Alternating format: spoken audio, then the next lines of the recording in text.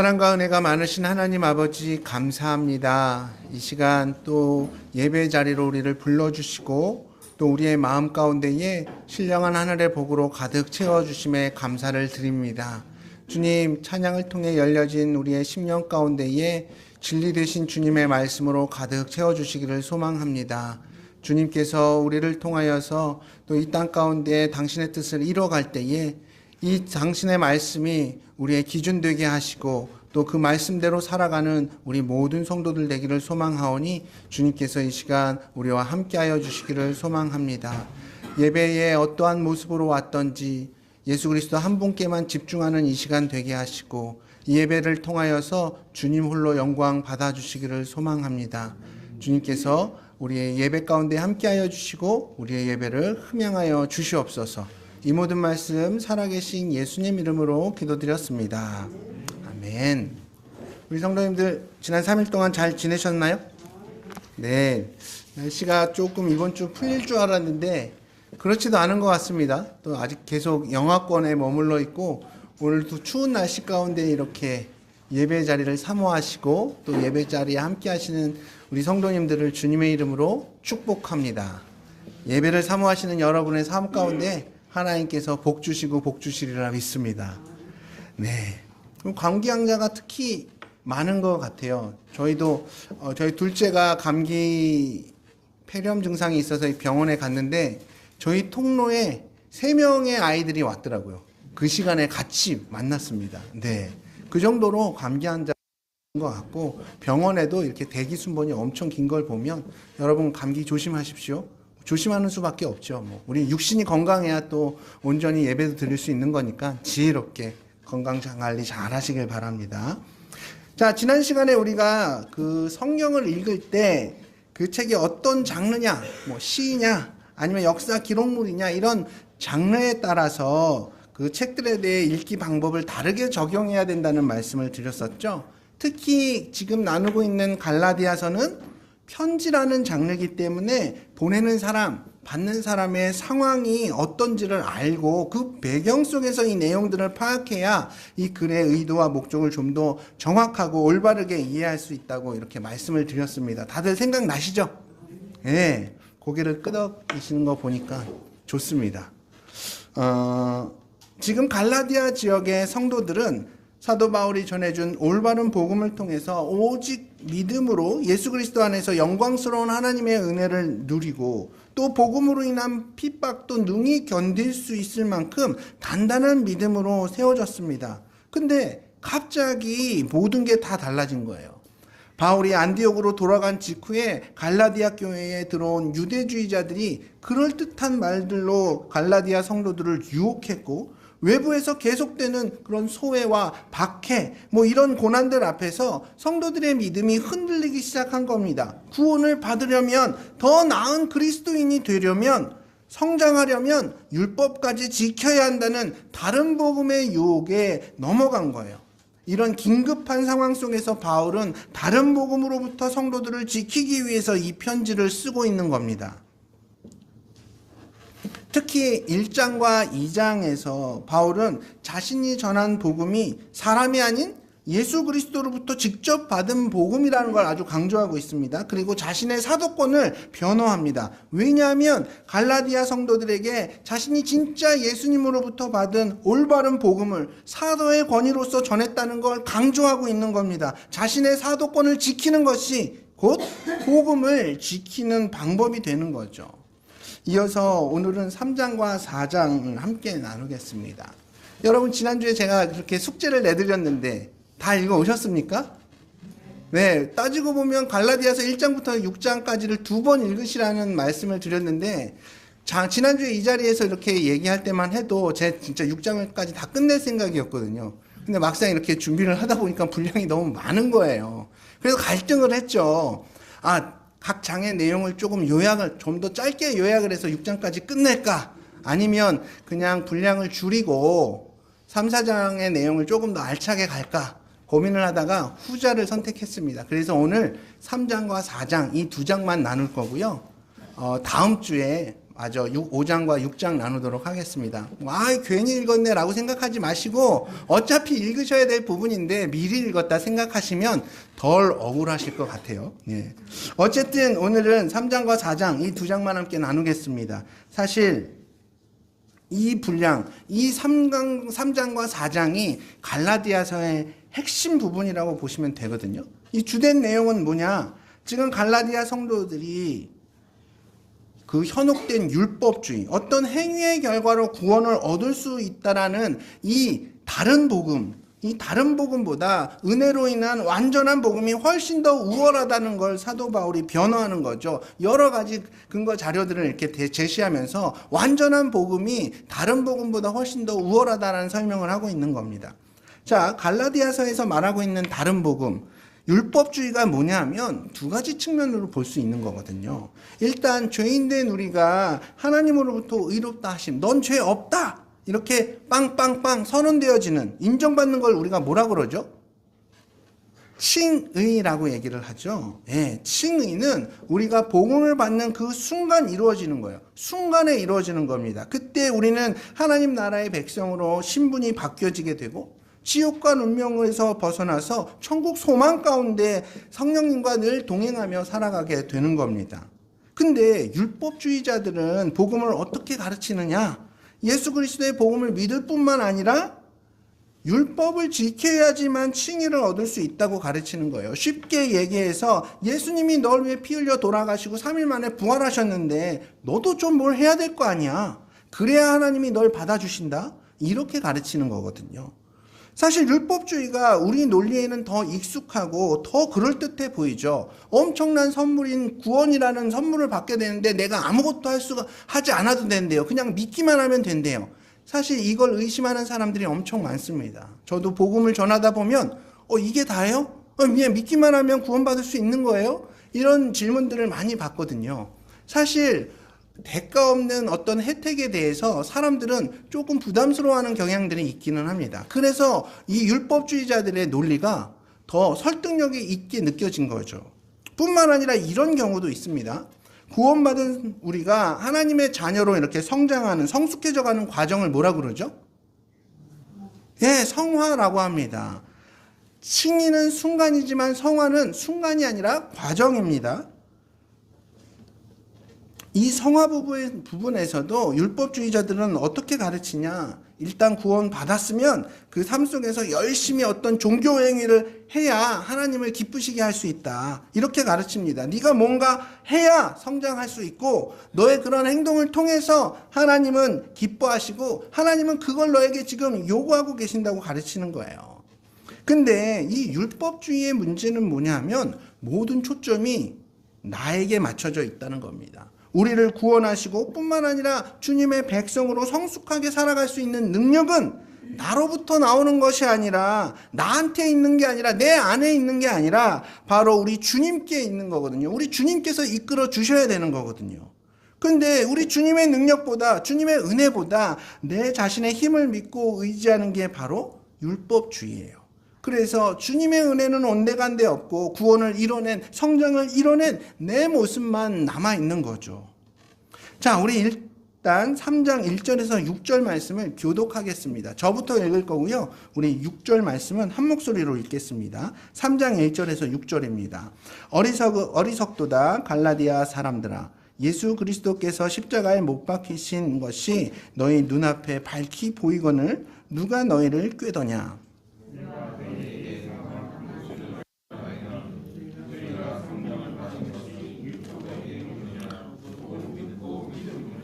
너희가 이같이 어리석으냐? 성령으로 시작하였다가 이제는 육체로 마치겠느냐?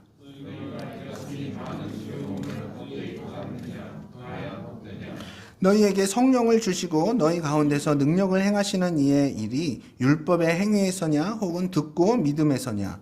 아브라함이 하나님을 믿음에 그것을 그에게 의로 정하셨다 함과 같으니라. 아멘. 자, 지금 사도 바울은 율법주의에 빠진 갈라디아 성도들을 책망하고 있습니다. 그리고 14절까지 다 읽어보시면 그 핵심이 뭐냐? 구원은 어떤 행위의 결과가 아니라 전적인 하나님의 은혜로 주어진다는 거예요. 창세기에서 하나님께서는 믿음의 조상 아브라함에게 세 가지를 주시기로, 이렇게 세 가지의 축복을 주시기로 약속을 하시는데, 언약을 하시는데, 그 세 가지가 뭐냐? 첫 번째가 복이고, 두 번째가 씨고, 세 번째가 땅이에요. 한번 따라해 주시겠습니까? 복, 씨, 땅. 복, 씨, 땅이에요. 프랑스 화장품 브랜드 중에서 록시땅이라고 있거든요. 예, 성미사모가 굉장히 좋아하는 브랜드인데 록시땅이랑 굉장히 비슷하죠. 복시땅. 예, 그렇게 외우시면 쉽게 외우실 것 같아요. 예. 그런데 이 복시땅 세 가지 축복 중에 제일 중요한 게 뭐냐? 두 번째 씨입니다. 씨. 씨가 제일 중요하거든요. 우리가 흔히 수많은 씨라고 하면 많은 자손들을 생각하기가 쉬운데 3장 19절에 보면 이 씨란 표현을 자손으로 이렇게 번역을 했거든요. 그러면 자손, 아브라함에게 약속하신 자손, 하늘의 별처럼 땅의 모래처럼 수많은 자손들을 너에게 주실 거다. 그래서 이 자손을 복수로 생각하는 경향이 있는데 여기서는 단수로 사용을 했습니다. 그럼 단수로 사용된 이 씨는 과연 누구를 가리키는 걸까요? 당연히 예수 그리스도를 의미합니다. 하나님께서는 아브라함을 통해 천하 만민에게 복을 주겠다고 약속을 하시면서 아브라함의 몸에서 날 그 한 사람, 그 씨를 통해서 복을 주시겠다고 약속을 하셨어요. 그런데 아브라함이 이런 축복을 누리게 된 건 아브라함이 하나님 앞에서 정결하고 완벽한 삶을 살았기 때문에, 하나님 마음 가운데 쏙 드는 삶을 살았기 때문에 복을 받은 게 아니거든요. 아브라함이 하나님 앞에서 너무 잘 살았기 때문에 어떤 상의 개념으로 이 축복을 받은 게 아니라고요. 원래 아브라함은 뭐 하던 사람이었습니까? 갈대아 우르에서 아버지랑 우상 숭배하면서 그 우상 팔아서 생계를 유지하던 사람이었습니다. 그러던 어느 날 하나님이 아브라함을 먼저 찾아오셨어요. 아브라함아, 내가 너에게 복을 주겠다. 이렇게 약속하신 거예요. 아무런 대가 없이, 아무런 조건 없이 그저 은혜로. 그렇게 창세기 15장을 보면 하나님께서 아브라함과 언약을 맺는 장면이 나옵니다. 그 당시 중요한 언약을 맺는 과정을 보면 일단 언약 당사 간의 그런 조약들, 약속들을 이렇게 쭉 적어요. 그리고 제물로 쓸 짐승을 잡아서 반으로 쪼갭니다. 그런 다음에 언약 당사자들이 이 쪼개진 짐승 사이를 같이 걸어갑니다. 그 의미가 뭐냐 하면 우리가 지금 맺은 언약을 어기는 사람은 이 짐승처럼 쪼개져 죽임을 당할 것이다 라는 그런 의미를 내포하고 있는 거죠. 근데 하나님이 아브라함과 언약을 맺으시는데 다른 언약들과 마찬가지로 이렇게 약속을 하시고 짐승을 잡고 쪼개기는 합니다. 그 다음에 보통 어떻게 해야 되나요? 언약 당사자인 하나님과 아브라함이 함께 그 쪼개진 짐승 사이를 걸어가야 되는데 그렇게 걸어가는 것이 그 당시 문화 속에서 언약식에서의 일반적인 모습인데 어떻게 하셨냐면 하나님이 아브라함을 잠들게 하셨어요. 그리고 그 사이에 하나님 혼자 그 짐승 사이를 걸어가십니다. 지나가십니다. 왜 그렇게 하셨냐? 하나님이 아브라함에게 주신 이 언약은 무조건적인 언약이라는 거죠. 만약에 그 언약식에 있던 날 아브라함이 함께 하나님과 그 쪼개진 재물 사이를 걸어갔다면, 지나갔다면 그 언약은 무조건적인 언약이 될 수가 없는 거예요. 아브라함도 모든 율법을 다 지키고 하나님 마음에 들어야만 하나님이 아브라함에게 약속하신 그 복, 씨, 땅, 이 세 가지를 다 주실 수가 있는 거라고요. 하지만 여러분, 믿음의 조상 아브라함이라도, 아니 그 누구라도 하나님 앞에서 자신의 완벽한 행위를 통해 복을 얻어낼 수 있는 사람 단 한 사람도 없습니다. 지금까지도 그랬고 앞으로도 그럴 거예요. 하나님께서는 그걸 아셨기 때문에 아브라함을 잠재우시고 그가 잠들어 있는 사이에 하나님 혼자서 그 쪼개진 재물 사이를 지나가신 겁니다. 쉽게 얘기해서 하나님은 아브라함에게 복을 주시기로 스스로 결정하셨다는 거죠. 아브라함아, 내가 너에게 복을 주는데 이 복은 네가 뭘 잘해서 주는 게 아니야. 너의 행위에 달린 것이 아니라고. 내가 너에게 은혜로 주는 거란다. 그래서 내가 혼자 이 재물 사이를 걸어가는 거야. 아브라함아, 내가 너를 반드시 복을 줄게. 이게 바로 창세기 15장에 나오는 하나님과 아브라함의 언약이에요. 이런 배경 속에서 사도 바울은 3장 15절에서 얘기합니다. 사람과 사람 사이의 언약도 함부로 폐하는 것이 아닌데 감히 하나님이 맺은 언약을 사람이 누가 파기할 수 있겠냐 이렇게 따지고 있는 겁니다. 그러고 나서 바울은 율법이 주어진 시기, 언제 율법이 주어졌는지를 얘기합니다. 자, 창세기 15장에서 하나님과 아브라함이 언약을 맺었고 그 후로 430년이 지나서 모세가 하나님으로부터 율법을 받은 겁니다. 그렇지 않습니까? 이 내용이 출애굽기 20장에 나와요. 이렇게 바울은 지금 언약과 율법을 비교합니다. 언약은 하나님이 직접 아브라함에게 주신 것이고 율법은 중보자 모세의 손을 거쳐서 백성들에게 주어진 것이죠. 정리해보면 언약이 먼저 있었고 율법이 나중에 나왔다는 거예요. 아브라함이 이 언약을 통해 축복을 받았으니까 율법과는 상관이 있다 없다? 없었던 것이고 결국 이 언약의 복음으로 율법 없이도 구원을 이룰 수 있다는 이 말을 하고 싶은 겁니다. 또 이 언약은 영원한 것이지만 율법은 잠시 있는 아브라함의 약속으로 받은 그 씨 예수 그리스도가 이 땅 가운데 오시기 전까지만 일시적으로 주어진 것이다. 그래서 사도 바울의 결론은 이겁니다. 하나님이 은혜로 복 주시겠다고 스스로 아브라함과 언약하셨던 것처럼 이 복음의 언약 저와 여러분도 아브라함처럼 은혜로 받은 것인 줄 믿습니다. 여러분 아멘이십니까? 네, 은혜로 받은 거예요. 그래서 우리가 받은 이 구원에 있어서 우리의 공로 아무것도 없는 겁니다.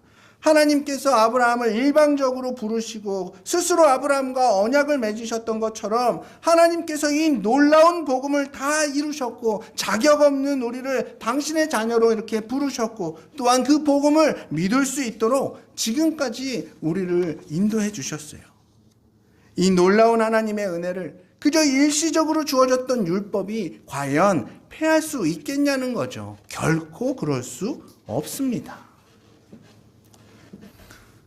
그럼 또 이쯤에서 율법주의자 입장에서는 이런 질문이 나오겠죠. 자, 여러분들이 율법주의자라고 한번 생각해 보세요. 어떤 질문을 이 시점에서 딱 던지시겠습니까? 어떤 질문을 한번 해보시겠어요? 율법주의자들은 이런 질문을 했습니다. 그럼 율법이 나쁜 겁니까? 아니 율법을 그럼 왜 준 겁니까? 이런 질문을 했어요. 사도 바울은 대답합니다. 절대 그렇지 않습니다. 우리 3장 19절 말씀 함께 읽겠습니다. 3장 19절 시작. 그런즉 율법은 무엇이냐? 범법함으로 더해진 것이라. 천사들을 통하여 한 중보자의 손으로 베푸신 것인데 약속하신 자손이 오시기까지 있을 것이라. 아멘. 자, 율법을 왜 주셨다고요? 바로 죄를 드러내기 위해 주신 거예요. 우리가 얼마나 하나님 앞에서 삐뚤어져 있고 하나님으로부터 얼마나 멀어져 있는가를 보게 하는 거울 역할로 이 율법을 주신 겁니다. 우리의 죄를 깨닫게 하려고 율법을 주신 겁니다. 언뜻 보면 이 언약과 율법이 서로 반대되는 개념처럼 보이기도 하죠. 근데 사실 그렇지 않습니다. 율법을 잘 들여다보면 그 속에서 하나님의 은혜가 발견되어지고 하나님의 은혜가 더 커집니다. 왜 그렇죠? 율법을 통해 내가 죄인이라는 사실을 더 깊게 깨닫게 되고 죄가 깊으면 은혜도 깊다고 내가 죄인인지도 모르는데 은혜로 구원받았다고 하면 무슨 감동이 있고 무슨 은혜가 있겠어요.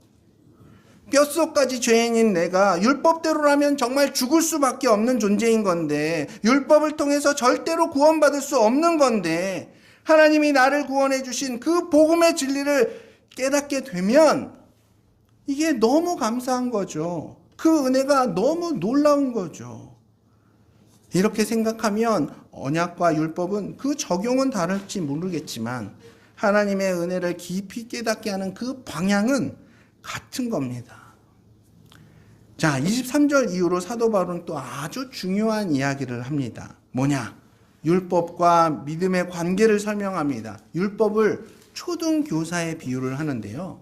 이 초등교사가 지금의 초등학교 선생님, 견우성 형제나 조아라 선생님처럼, 조아라 자매처럼 뭐 초등학교 선생님을 말하는 게 아니고요. 로마 문화 속에만 있었던 아주 독특한 교육 문화입니다. 그래서 이 초등교사, 파이다고고스라는 헬라어가 굉장히 번역하기가 어려운 단어거든요. 예전 우리 성경에는 이 초등교사라는 단어를, 파이다고고스를 몽학선생으로 번역을 했고, 새번역 성경을 보면 개인교사라는 단어로 이렇게 번역한 걸 볼 수가 있습니다.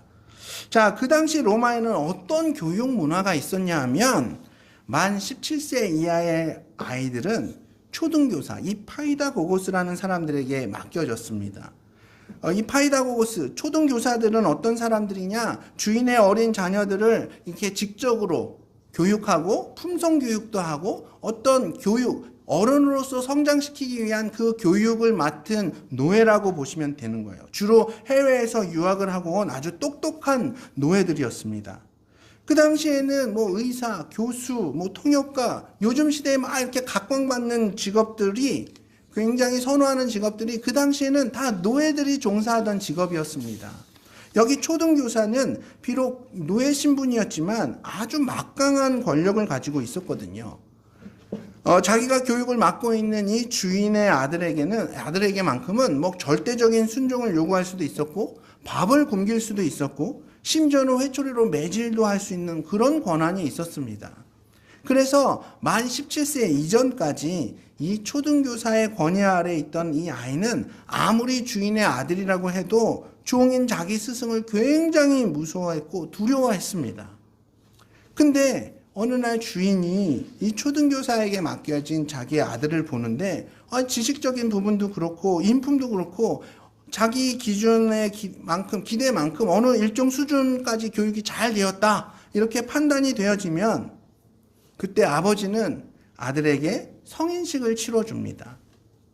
성인식을 치르는 나이가 이렇게 딱 정해져 있지는 않은데 보통 만 19세에서 20세 사이에 성인식을 치렀다고 합니다.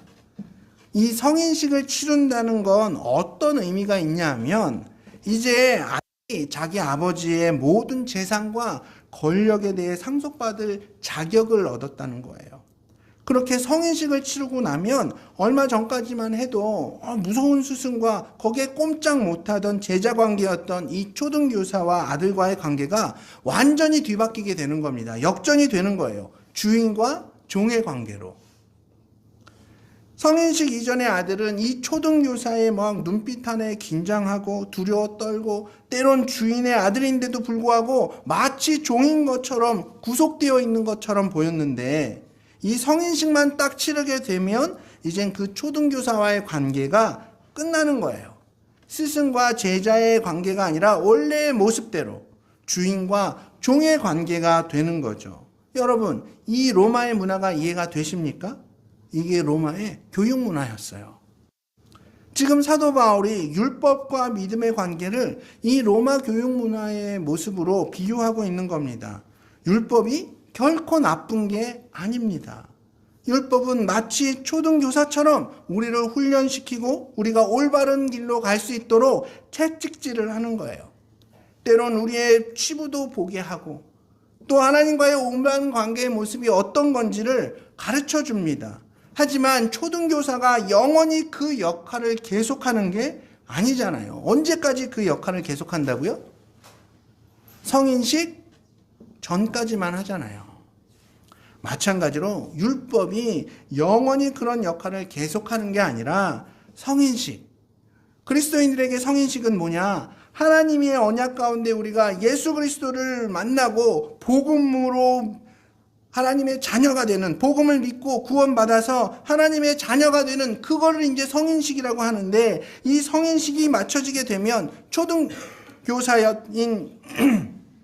초등교사와의 관계가 끝나는 것처럼 이 초등교사인 율법과 우리와의 관계가 끝나게 되는 거예요. 맞춰지게 되는 겁니다. 더 이상 율법에 구속당할 필요가 없는 거죠.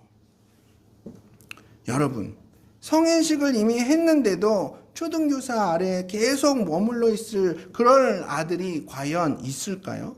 당연히 없지요.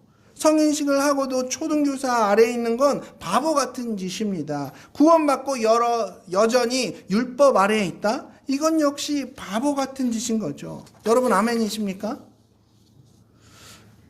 자, 정리하는 의미로 우리 4장 1절에서 7절 말씀을 우리 함께 읽도록 하겠습니다. 갈라디아서 4장 1절에서 7절 말씀 함께 읽겠습니다. 시작. 내가 또 말하노니 유업을 이을 자가 모든 것의 주인이나 어렸을 동안에는 종과 다름이 없어서 그 아버지가 정한 때까지 후견인과 청지기 아래에 있나니 이와 같이 우리도 어렸을 때에 이 세상의 초등학문 아래에 있어서 종노릇하였더니 때가 참에 하나님이 그 아들을 보내사 여자에게서 나게 하시고 율법 아래에 나게 하신 것은 율법 아래에 있는 자들을 속량하시고 우리로 아들의 명분을 얻게 하려 하심이라. 너희가 아들임으로 하나님이 그 아들의 영을 우리 마음 가운데 보내사 아빠 아버지라 부르게 하셨느니라. 그러므로 내가 이후로는 종이 아니요 아들이니 아들이면 하나님으로 말미암아 유업을 받을 자니라. 아멘. 여러분 이해가 되십니까? 반응이 없으셔가지고 굉장히 제가 잘 따라오시고 있는 건지 제가 설명을 부족하게 하는 건지 막 갈등이 되기 시작해요. 적극적으로 반응을 해주시면 제가 설교하는데 훨씬 더 힘이 될 것 같습니다. 처음에 그 갈라디아서 읽어 오셨는지를 좀 더 확실하게 체크를 하고 넘어갔어야 되는데 다음부터는 딱 그거부터 시작하고 했으면 했다, 안 했으면 안 했다 명확하게 듣고 이게 설교를 진행해야 될 것 같습니다. 어쨌든 아들이 되고 나서도 자꾸 율법을 지키려고 하는 것은 성인식을 했음에도 불구하고 바보같이 계속해서 초등교사 밑에 자꾸 들어가려고 하는 그런 모습이라는 거예요. 이런 말도 안 되는 짓을 갈라디아 성도들이 하고 있다는 겁니다. 이렇게 바울은 갈라디아 성도들이 율법으로 돌아가는 것을 책망하고 있는 거예요. 그러면서 4장 21절부터 31절까지는 바울이 율법과 복음의 차이를 이렇게 비유적으로 설명을 하고 있습니다. 주인인 사라와 이삭이 복음이고 여종 하갈과 이스마엘을 율법으로 비유하면서 그 차이를 설명하고 있는 거죠. 여러분 4장 21절에서 31절을 읽으실 때 저는 어떻게 이렇게 표시를 해놨냐면 하갈과 사라를 이렇게 비교하고 있잖아요. 대조하고 있잖아요. 그래서 사라를 표시하는 그곳에 또 같은 색깔로 이렇게 동그라미를 쳐놓고 하갈을 표시하고 있는 부분에는 또 다른 색깔로 이렇게 표시를 해놨습니다. 예를 들면 22절에 여종에게서 이거는 하갈을 얘기하는 거잖아요. 그래서 육체를 따라 낳고 곧 하갈이라 예루살렘과 종노릇 육체를 따라 난 자가 여종의 자녀 이런 식으로 같은 의미를 하고 있는 단어들의 같은 색깔로 이렇게 표시를 해놨고 반면에 자유 있는 여자 약속으로 말미암아 오직 위에 있는 예루살렘 자유자니 이삭과 같이 약속의 자녀라 성령을 따라 난 자 자유 있는 여자의 자녀 이렇게 같은 의미들을 또 같은 색깔로 표시를 해서 읽어보시면 훨씬 더 내용을 이해하시는데 여러분 도움이 되시니까 꼭 그 방법을 사용해 보시기 바랍니다. 그리고 이거는 사라와 하갈의 창세기 이야기를 갈라디아서에서 일시적으로 바울이 해석을 해 놓은 겁니다. 이 갈라디아서의 해석을 가지고 창세기의 사라와 하갈을 연관시켜서 읽으시면 안 되는 거예요. 우리가 보통 이걸 풍유적 해석, 비유적 해석이라고 얘기를 하는데 정확하게 이 풍유적 해석, 비유적 해석은 우리들에게 허락된 해석 방법이 아니라 사도들에게만 허락된 방법입니다. 예를 들어서 풍유적 해석은 이런 거예요. 구약 성경에 보면 이른비와 늦은비가 있지 않습니까? 이스라엘 땅에 이른비와 늦은비. 그러면 이걸 어떻게 해석을 하냐면 이른비와 늦은비를 구원받았을 때 성령님이 우리한테 오시는 거, 그리고 늦은비를 어떤 특별한 사명을 받은 사람들이 능력을 받을 때 오는 성령의 기름 부으심으로 해석을 합니다. 그래서 보면 이스라엘 땅에 늦은 비와 이른 비가 있는데, 이른 비는 풀들이 씨앗을 파종할 때 이른 비가 필요한 거고, 늦은 비는 곡식을 수확할 때 늦은 비가 필요하다고 해석을 하는 거예요. 그래서 우리가 처음 구원받을 때 성령이 오시는 건 세컨드 블레싱, 이래서 이른 비라고 얘기를 하고, 어떤 하나님의 사역자로 사명을 받은 사람들이 이런 사역들을 할 때 또 다른 능력을 받는 걸 뭐 세컨드 블레싱 이래가지고 늦은 비의 비유를 합니다. 이런 비유는, 이런 해석은 알레고리적 해석, 비유적 해석으로 굉장히 위험한 해석인 거예요. 올바른 해석 방법이 아닙니다. 풍유적 해석, 비유적 해석이 성경에 나오는 방식이긴 하지만 우리에게 허락된 방식이 아니라 사도들에게 허락된 방식인 거예요. 사도들이니까 그런 해석 방법을 사용했던 거지 우리들이 하면 안 되는 겁니다. 대표적인 풍유적 해석이 바로 이만인 거예요. 씨가 뭐 말씀이고 이긴 자가 이만이다. 이런 개념들이 나오기 때문에 굉장히 조심스럽게 여러분 접근하셔야 될 방법입니다. 어쨌든 율법인 이스마엘의 출생은 뭐죠? 지극히 인간 중심적이고 자연적인 거죠. 상식적으로 경수가 끊긴 사라를 대신해서 인간적인 방법으로 자신의 행위로 하갈은 임신을 했고 이스마엘을 출산했습니다.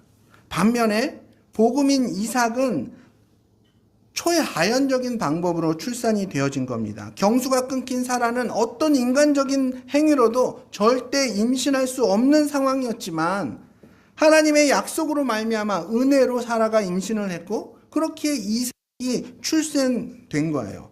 그래서 이스마엘은 종로를 타는 옛 언약, 이스마엘은 종로를 타는 옛 언약이 되는 거고 이삭은 자유자로서 새 언약으로 이렇게 비유가 되는 거죠.